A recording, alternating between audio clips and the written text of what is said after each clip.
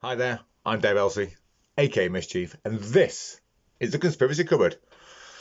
Cue the title sequence.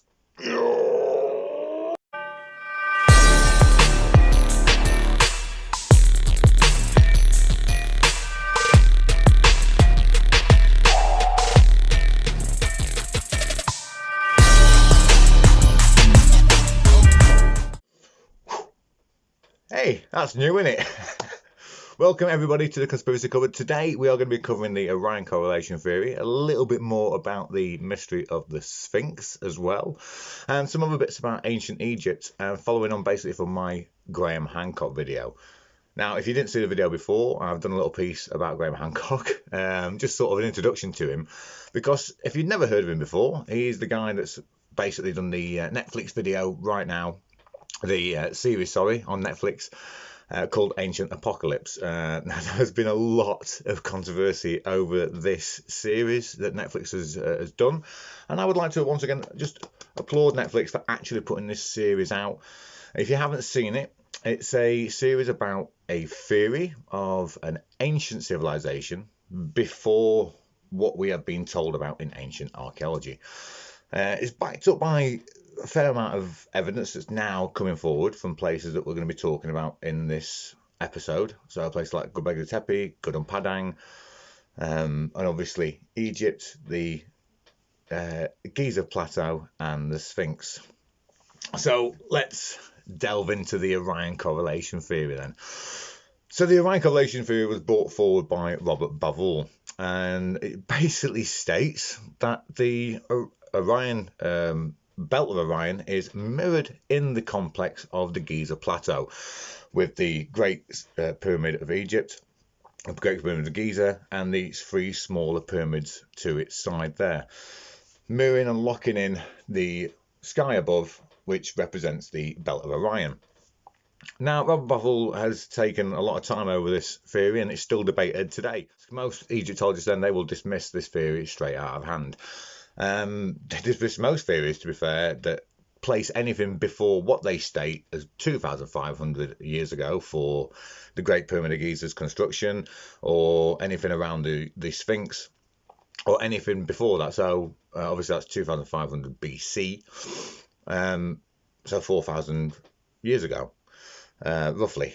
But there is a lot of evidence that points to the fact that these structures, or at least the ground plans for them, could be a hell of a lot older. So the Orion correlation theory then, like I said, has been mainly dismissed. It's still debated today, and it's one of those things that I've always looked at the pyramid structures there, and even before I'd heard of this, I always thought it mirrored Orion's belt. I always thought that's why they'd done it. Part of ancient Egypt's religion system was mostly star and sky based. So anything that they looked at and saw, basically, so the Pharaoh's journey and most of our soul's journey was meant to take place through the Orion's belt, where you would be judged and go along the river of souls and have your heart weighed and judged through there and go on to the Milky Way. Obviously, the Gizaplex complex faces the Milky Way, faces the Orion star complex, the belt system, and in my mind, it does mirror that. Call me wrong if you like. I do think Robert Baval is right on this theory. So it has another lock as well then to tie it in to this Orion correlation theory of the Sphinx. And the Sphinx being a representation of the constellation of Leo. Now, this would have been housed in the sun, though, over 10,460 years before Christ, so 12,500 years ago, roughly. Now, a lot of people would dismiss this instantaneously because obviously there could never have been a civilization around at this time before to have done this or to have made the ground plan. Well, now we know that that is wrong, with places like Göbekli Tepe, which show us that people were making astronomical alignments and structures that mirrored the stars over 12,000 years ago. Obviously, we'll get into Göbekli Tepe later on, or I am going to be doing a full episode on Göbekli Tepe as well. So back to the Orion correlation then.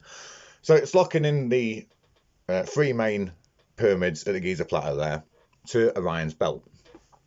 Now, there are star shafts within the Great Pyramid of Giza. Star shafts then point to the star Sirius and Osiris, and the main, I think it's the main one on Orion's belt.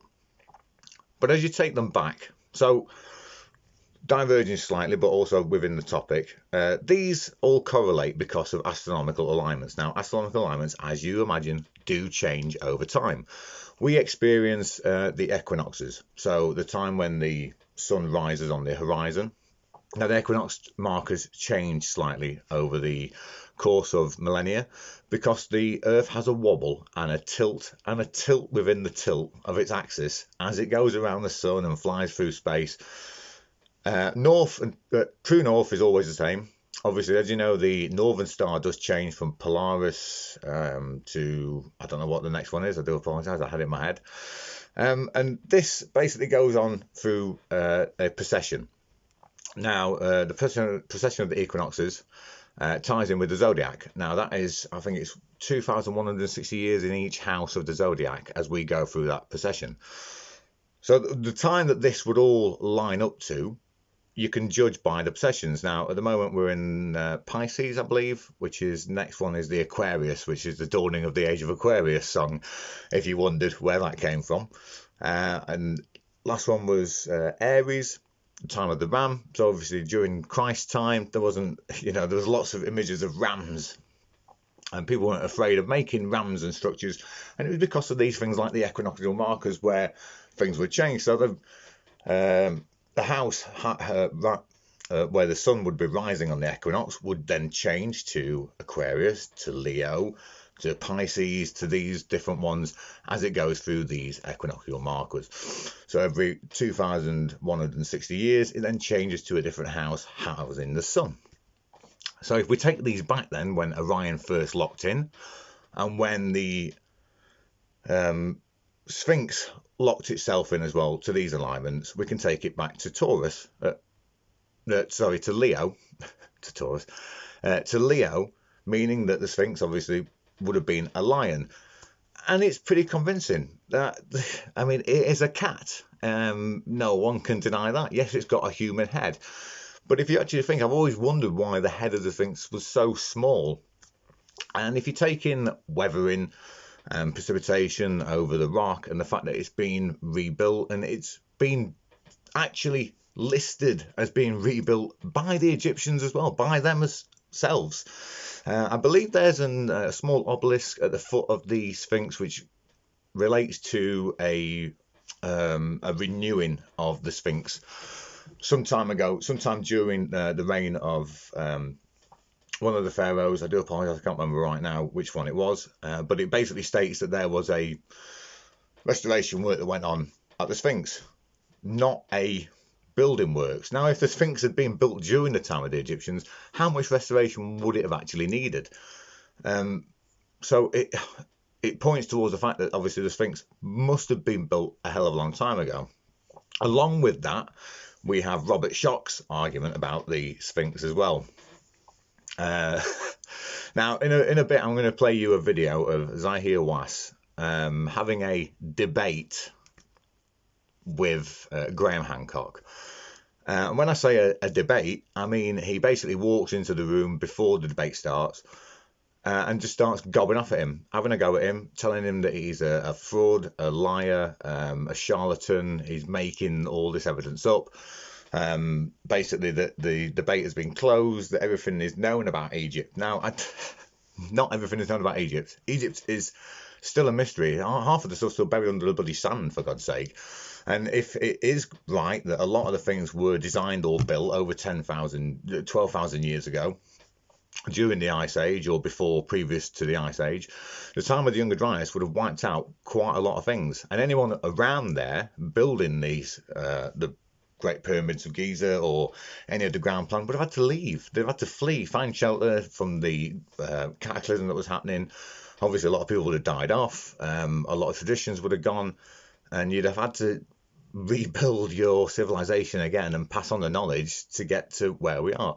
And I think this is reflected in the fact that a lot of the later pyramids that are around the Giza complex are nowhere near as intricate or well built, or even built in the same bloody way as the complex of the Giza Plateau.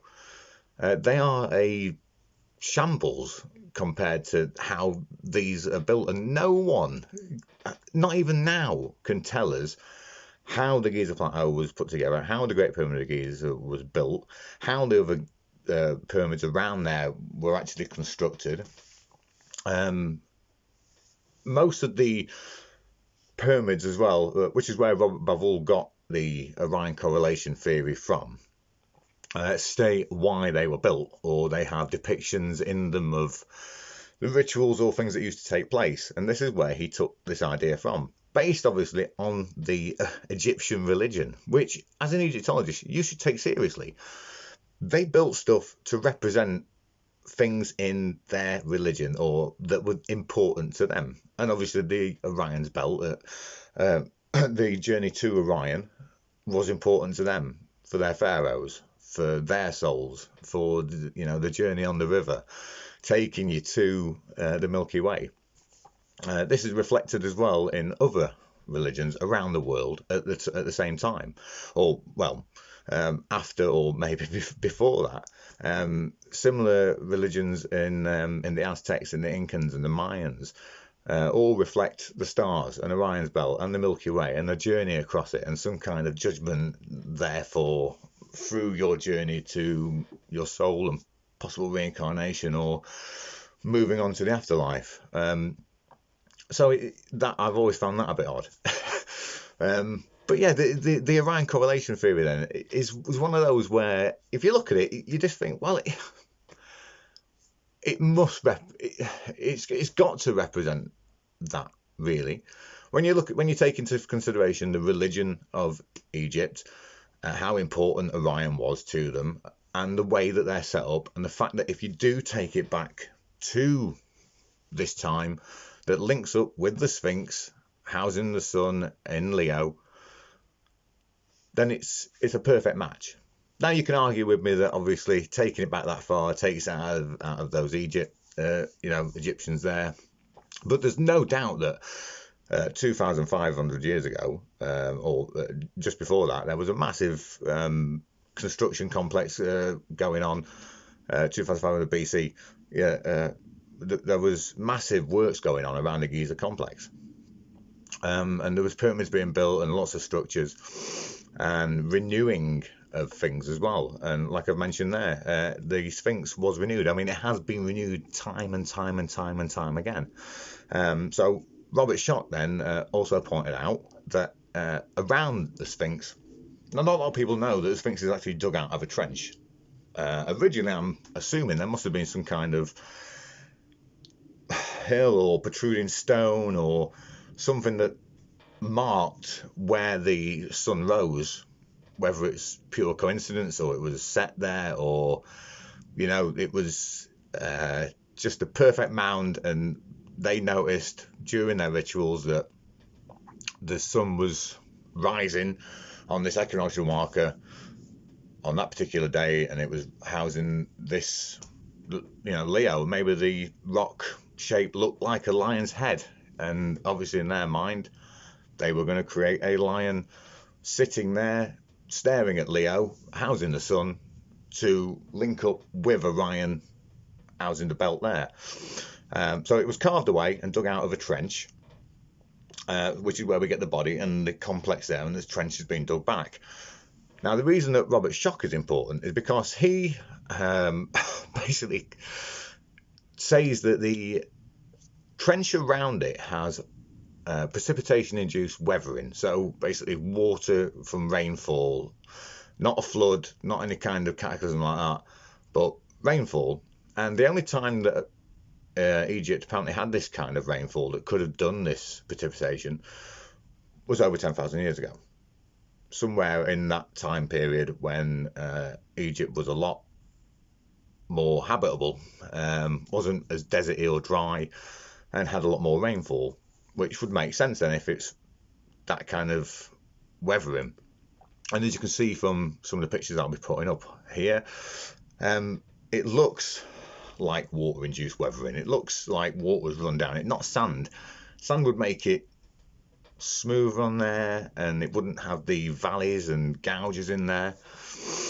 So I'm going to be doing a lot of videos covering these subjects, alternate history, not pseudo history or pseudo archaeology, but alternate history we'll go with, backing up people like Graham Hancock, Robert Baval and Robert shot there. And I don't want documents, and I don't want this man to be mentioned. In academics, there is It's not academic. He is nothing. In academic world, we do not do ad hominem arguments. We do not debate the matter. Listen, we debate the matter. the matter is debated already and it's closed.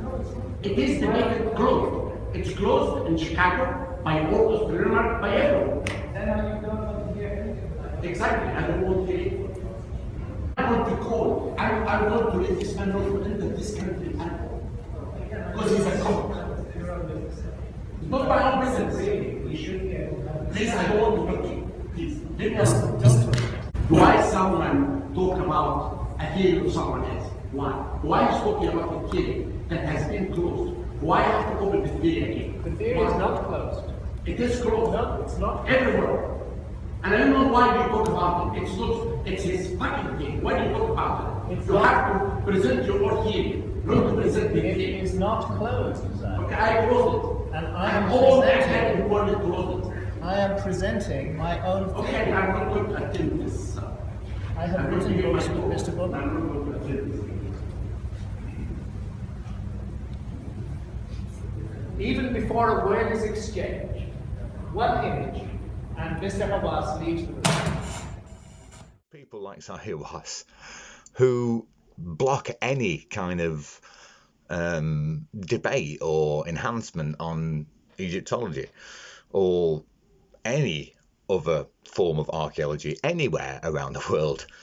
A lot of names and things are banded around for people. So pseudo-archaeologists, pseudo-scientists, these ancient alien archaeologists do get me slightly. And I never want to be banded in with any of those, so do not think that I'm going any kind of that way. I think that it was us, it's always been us that's done things like this. I do have my own theories, obviously, on aliens or civilizations, possible interdimensional beings rather than anything from space, but I'll get into that in another video because it doesn't really concern this at the moment. Neither does it concern the Younger Dryas impact hypothesis, which I'm going to do a full video on as well, because that is quite important because it ties into a lot of these events. So it would mean obviously that it helps this situation of the Orion correlation as well in many ways, and things like Göbekli Tepe. So if there was a massive cataclysm, which we know there was during the Younger Dryas, say there was a civilization building at the Giza Plateau, could have been the Atlanteans for all we know. It could have been that kind of civilization that built Atlantis or places like this. They could have been building a new city, a new power generating place. Who knows what it actually is or was for, because there has been no mummies found in these pyramids, which I didn't know when I was younger. I thought that's what a pyramid was. It's where mummies went, you know, and they were buried and wrapped up in there, and that's where you stuck them in. Lovely jubbly in a tomb. No, they were actually buried in tombs near the pyramids, or, you know, tombs were made for them. They weren't actually put in any of these pyramids. So obviously there are theories on what some of the pyramids that were made for. Obviously the Great Pyramid of Giza has been assumed to be a power generating unit, or some kind of, you know, something that generates maybe free energy. And it's quite convincing when you look into some of the things and what it's actually made of. So some of the rocks inside actually do conduct electricity. The outer skin of it would have been a basically a nullifier to stop electricity seeping out. There would have been a gold-plated lid at the top, which would have been around it. So the rest of it's white limestone, I believe it was, outside. And then the rest of it conducts the electricity inside, generated from a water system underneath with some kind of hydrogen pressure buildup, which generates the necessary reaction to create the electricity. And with the frequency harmonics of F sharp, ringing through the pyramid, which is obviously another tangent we can get onto, it would have generated electricity. So who knows? No one can actually really say for sure, whether you're an Egyptologist or whatever, and you've been out there researching this. You know, there probably are some specific dates you might be definitely sure on, but there's never going to be 100%. Never. And to shoot anybody down for giving a rational, plausible theory to something that we still don't actually know, like the Orion correlation theory, which still hasn't been dismissed completely. It does tie in really to how, I mean, if you just look at the three pyramids there, it's Orion's belt, isn't it? You know? And then if you look where the Sphinx is, pointing due east, because that's pointing south, so that's pointing due east, the Sphinx, housing Leo, it ties it in pretty goddamn well. So that's the Orion correlation theory then, and I urge you to go and look into it a bit more. If you're still interested, obviously, in the Younger Dryas impact hypothesis and stuff, the last episode of Joe Rogan with Graham Hancock and Randall Carlson was brilliant, and that goes into a lot of stuff in there. So I'm going to be adding to those in the next couple of videos. But yeah, it's fascinating. I mean, if any of this turns out to be right, and I mean, places like the Orion correlation theory was completely dismissed because at the time, Egyptologists, and people like Zahi Awass, were basically saying they could never have done this 10,000 years ago, 12,000 years ago, because there was no civilization around then. You know, the earliest we would have gone back to would have been possibly 6,000 years ago to ancient Sumer, and that would have been classed as the first ever civilization, which never gets taught in schools, weirdly enough. I always wondered why. I mean, I learnt about the Aztecs and the Incans. Didn't learn about the Olmecs much. I got taught about the Olmecs though, which came before the Aztecs and the Incans and the Mayans. Not a lot's known about those people, but they were building pyramids. You know, so it just shows that not necessarily the Egyptians. I'm not taking any away from the Egyptians at all, because, like I said, there was work going on there, and what I believe is that they were the ancestors of the people that were building this complex in the first place. You know, and when it was safe enough to return, and they got enough people, and they got enough skills back, and whatever, they went out there and started to rebuild Egypt into what it was and what we know of it is now. But there's got to be a lot of places that were found and then added to. I mean, it's now proven with places like Gudum Padang and Göbekli Tepe is just one of those weird anomalies that now proves to people that this could have happened. We could have had older ancestors just like us right now. I mean, maybe they didn't have smartphones, you know, but maybe they had some other kind of technologies, or, you know, sound wave technologies, or some developed telepathy, say, you know, who knows? It's not a crazy idea, you know. If you've got the time and you're able to use things like psychedelics freely and tap into your spirit and be around other people, who knows what we could achieve in that way, which would explain how some of these buildings got built and how some of the places that we just look at and go, no idea, could be totally explained. But that's a whole other video I'll be getting into. So there we go then. The Orion correlation theory is basically what it says on the tin.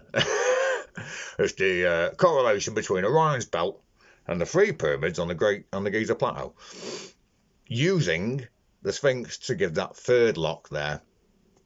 So you've got the spiritual ancestry of the Egyptians and how they believed. So that must have been an earlier religion as well, because, like I said, it appears pretty much all over the world. Nowhere near Egypt is the Aztecs, but they have a similar, and I'm not saying it's the same, but they have a very similar belief system. just as the Mayans and the Olmecs and that did as well. And that is possibly passed on from someone that lived around ancient Egypt when it wasn't ancient Egypt, or from, and I'm going to say it again, Atlantis, or some kind of Atlantean civilization before, which is where maybe we get Quetzalcoatl from, who came across the sea to give the Aztecs, the Olmecs, their knowledge and system of belief, and taught them how to build pyramids. That's what he did. He taught them how to build pyramids. He taught them how agriculture. He taught them how to live and what to worship. So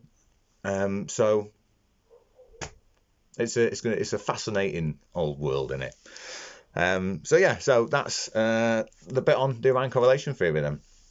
So my next lot of videos are going to be kind of random. We're going to be looking into DMT and psychedelics, because at the moment there is a study going on in the University of London, college down there, and they are basically looking for volunteers at the moment to take a trip into the DMT realm and help map it and see if we can figure out if this is actually another dimension or if it's just something that's in our heads. Personally, I believe we are seeing into another dimension. The best way I've ever heard this described as with DMT and psychedelics is, imagine you are looking for a telescope, and you're looking for a telescope and you are focusing in on a planet, and we're looking at the planet and the lenses are focusing to see this planet. Now imagine those psychedelics as the lenses helping our mind focus in to see into that other realm. That realm that we only see in dreams or in a daydream or every now and again in a shadow person or something, Let's see if it's real. And the fact that the college down there is doing this is fantastic. I have my fingers crossed that the UK government wake up and allow us in the UK to use our own minds on whether we want to smoke cannabis or take mushrooms. Because they let us drink, and that is probably one of the stupidest things that anyone could ever do. But then again, drinking keeps you stupid, doesn't it? It does. I mean, that now you're going to say to me, "Oh, Dave, drinking." Yeah, I still have some JD every now and again, right? I'm not going to say I don't. Recreationally, if you're using it sensibly, it's fine. I used to run nightclubs. Okay, I've seen the worst side of alcohol, and realizing that I've helped basically poison people. It's mad, really, when you think about the fact that if you had a J out on the street wall or something, right, or whatever, and the coppers came past, they're going to nick you, or give you a caution, whatever. I'm not having a dig at coppers, okay, because they're just doing their job. If they're told to do this, they're told to do this. If it's legal, they'll leave you alone, If you're having a drink outside or whatever, they might pull you to one side or whatever, or say don't drink in the street, depending where you are. But you're not going to get arrested immediately because you've got some alcohol on you, and you're going to say to me, "Well, Dave, that's because alcohol's legal." And you go, "Well, why is it bloody legal?" Sorry about that. We went into rant mode just then. Pulling back from rant mode right now. This is Siren, by the way. Say hello, Siren. Thank you, Siren. Yes. So my next lot of videos then are going to be on DMT and the studies that have been going on at the moment down at Royal College in London. So it should be a fascinating adventure. And we could talk about that because it is one of those things. But the reason that they're doing these studies into psychedelics, on a serious note, is for PTSD, anxiety, trauma, which it has proven that psilocybin and things like that can actually cure PTSD, can help with traumas and other things in life that basically get us down. And our ancestors probably knew this, which is why they took them in the first place. So thank you very much for joining me today then, and we'll get into our next video. The other videos coming up are going to be following on with the UFO reports. I'm going to have some little bits about some interesting things I found about the UK bunkers that are around the country.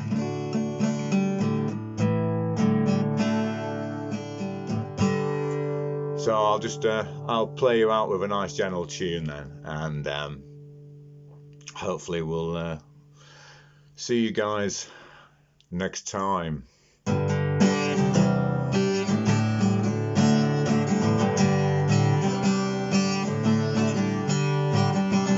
Thank you for watching. I talk a lot of shit. Hopefully you agree on some subjects, but if you don't, leave me a comment, please, because I want to know what you think on the subjects we are talking about. Thank you very much, and we'll see you next time. From Simon and Mischief, signing out.